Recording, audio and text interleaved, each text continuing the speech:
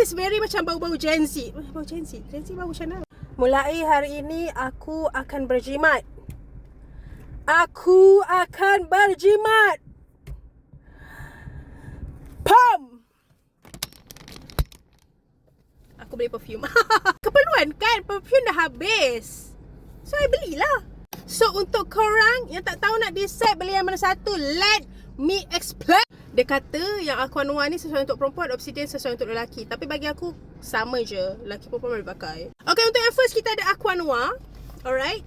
First, dia punya packaging memang cantik. Tapi, jangan nak justify harga kau founder kat sana. Jangan nak justify harga korang tu mahal sebab kita punya packaging eksklusif. Tidak.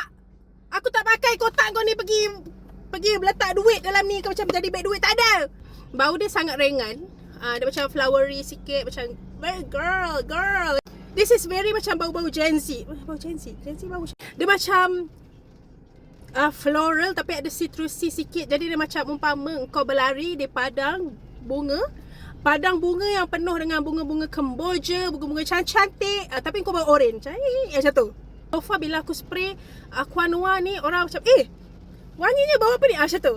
So let's move to Obsidian. Sama juga Obsidian tapi dia memang all black sebab dia macam nak bawa image lelaki sikit kan, jantan-jantan. So yang ni Obsidian, yang ini Aqua Noir. Aku lagi suka botol Aqua Noir sebab dia macam sangat girly, sangat eksklusif instead of yang ni. Ini memang sangat jantan, macam dashing macam tu. Nama dekat botol ni kenapa Aqua Noir juga ya?